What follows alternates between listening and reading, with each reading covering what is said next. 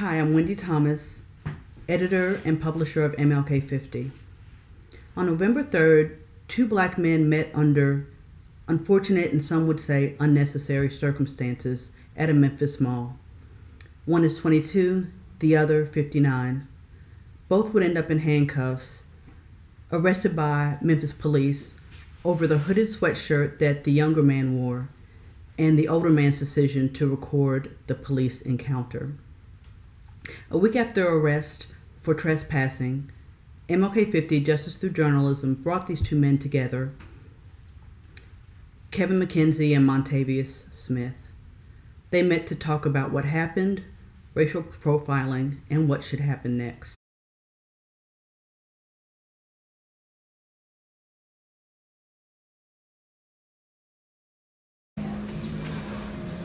It's just like the video is what the world believes now. It's like they don't believe people. If you don't have a video, they don't believe you. So I just decided that it was time to capture reality, see what's going to happen with you guys. What do you think? Like when it first happened, like I didn't really know what was going on. So I was like I kind of didn't want you to record, but then like after I started seeing like what it really was about, I was like, he did the right thing, basically. Did you know the guard, the mall guard was following you guys? Nah, we never seen him. You just saw the deputy come up? I just saw the regular police kind of straight to me. Straight to you? They asked me where I parked it. Hey Kevin, can you sit a little closer to the table so I can get y'all both in the same shot? And ask you what? Where I parked it. And then I said, we parked that way, but we just got here, what's going on? And he was like, I was told to take my hood out. And so I didn't, so I had to leave. But there were like 4 of you? Yep. He escorted everybody out there, Yeah. not just you. So then what happened? So, but like the dude that I actually be with, like he an actual rapper. So like they had their words or whatever, like before all this even happened. But it was never dealing with like a hoodie though. It was dealing with like keeping our pants up, not being in a big group. But all they ended up turning around and be different. Mm-hmm. So you guys were already aware of sort of this hostility toward the way you dress? What do you think of that? How does that affect your life? I don't even think this should matter. Crazy. Mm-hmm. And why did you guys decide to come back in? Cause we were finna, cause the head security was supposed to be coming to us to talk to us about us coming back in, cause we were coming at the shop, cause we had stuff to do like later on at night or whatever. And, so we was coming to talk to the head security, but then when we ended up seeing the security that told me I had to take out my hood, we talked to him. We was like, if he would told me to take my hood, I would have did it. And then we thinking he was calling the head security like we had asked him to, but then he called all the police or whatever. So we basically came in and really talked to get everything set up so we could stay in the mall, but they took it a different way. They took it through trespassing and all that, just because of the rules. And so the officer handcuffed you because you were the one who had your hood partially on. Yeah. And then I had headphones in my ear, so if he even said something, I couldn't even hear him. And he seen I had the headphones in when we were leaving out the mall. Mm-hmm. What do you think the real reason is that they watch people with hoodies? It's a lot of reasons. Just us, period. Mm-hmm. Mm-hmm. Of course, they say it's legitimate because they want to see people's faces in case there's a crime or something happens. What do you think of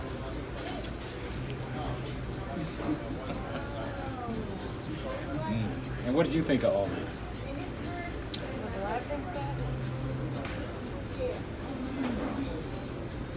I just feel it's racist. Mm-hmm. It's racism? Discrimination.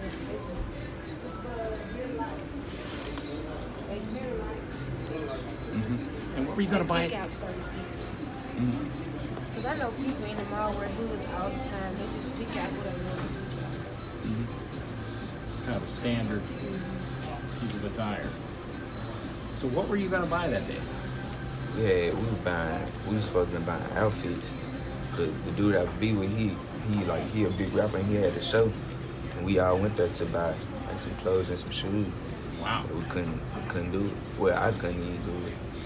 They ended up when they took me down, they ended up still letting them shop. Oh, they let them back in. Because the police officer told them to get out. Yep. But then he thought that the reason why he told them to get out, because he thought that everybody was told to get out, but it was just me, as they say. So they ended up still letting them shop with us. But when they got done with me, they had to leave them. Yeah. They couldn't even keep on shopping if they wanted to. So what happened to you after you signed the citation? You had to leave them all. Oh yeah. Yeah. Nearest exit. Yeah.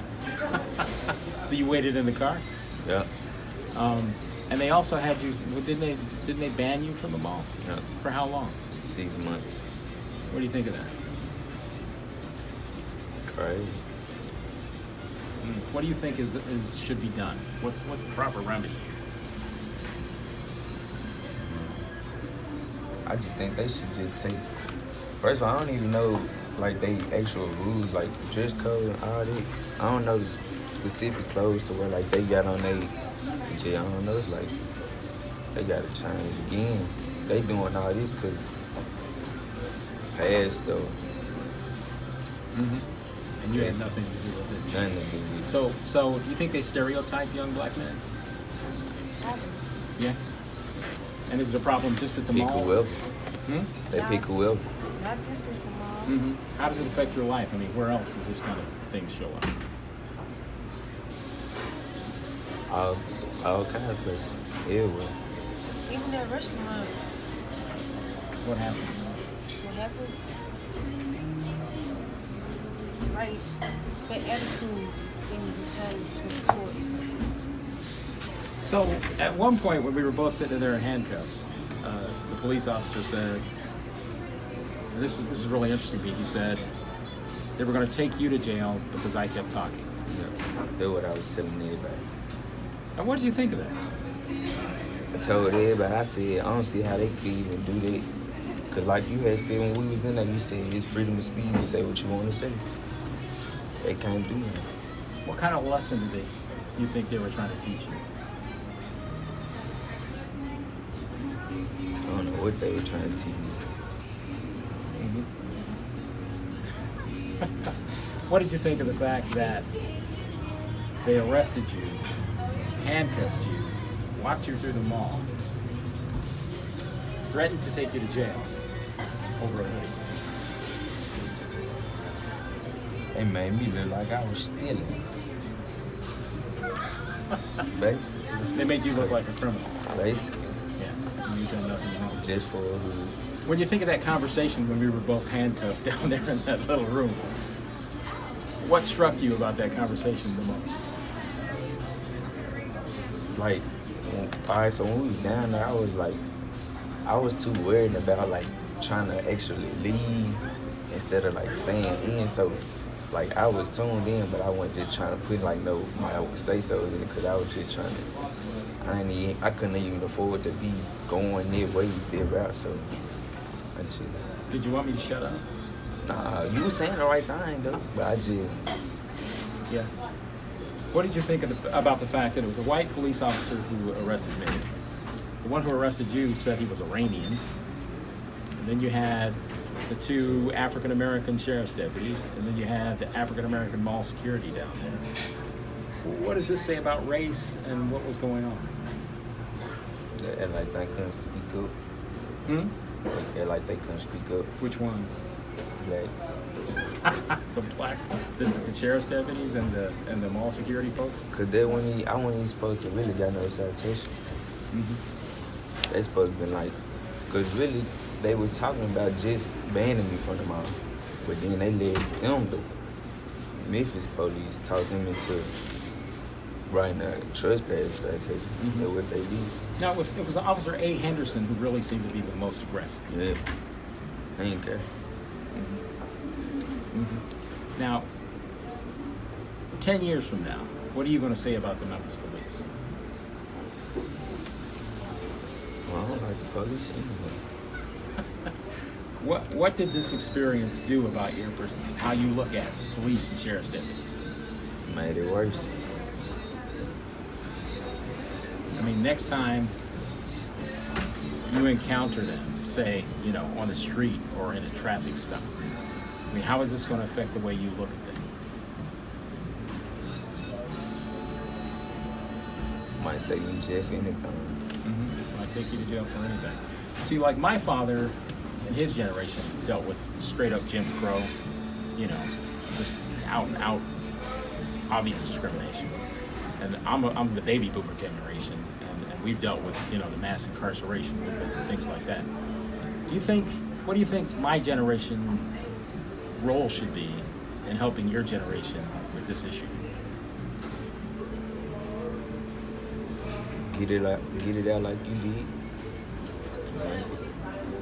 You want to see more support, Like more that. activism, maybe questioning why the mall has a policy like this and why the police enforce it? But you got to be back here to order. When they asked you to take your hood down, you took it down, right? I never was asked. You were never asked to take it down. No. You said you never heard them say anything. They were never. I came straight to the mob, went straight through the door. I turned, and the police was in front of me. You went right past the AT&T store, and that's where I saw. I didn't even get to the food court. That's where I saw this man, the security guard, looking at you guys so intently. What are your parents and your relatives saying about what happened to you? They told me to come here. They told you to come here. They told me to come talk to y'all. And Why? y'all were saying that you feel the same kind of way that you're sort of targeted when you go to restaurants and other places, the attitude of the people who might be, you know, working there. So you feel the same kind of way, not just the malls? Like, Are there other malls that? I don't think other malls like that. I think it's them. It's just them. Wolfchase. Do you go there a lot? That's the only mall we really go to. Well, not for the next 6 months, huh? Basically. So who's this rapper you're not telling us his name? Or His name Big Boogie. Big Booty. Is he from Memphis? Well, no, he's from Louisiana. And he had a show? Saturday? Saturday. Where? Town. Some part of Mississippi. Oh. So did you go? Mm-hmm. Did you go? You had a good time anyway? What'd you wear? Since you couldn't get the clothes that you were trying to get. In the closet outfit. Remember I told you you could like send somebody else to get the clothes, like your mom or something? Did you already have the outfit picked out? Nope. No. Okay. What store were you going to go to you guys shop at? Superior. Superior. That's like suits or? Nah, there's like, Oh, rap type clothes. Yeah, like whole big outfits. t-shirts. Rap nah, type not big clothes. t-shirts. I'm sorry. I'm old. Everything fitted. Yeah. Yeah. So you said your relatives wanted you to come here and talk to us, but why? Why did they want that? To see, like, basically get more information about like what's going on. Cause I didn't really know what was going on until I started seeing and reading the posters and everything. So it just made me even see it more, know what's going on. This is your baby is girl. So now you know you've got another generation to think about, to help prepare for. What do you hope for her generation? Hopefully it's better.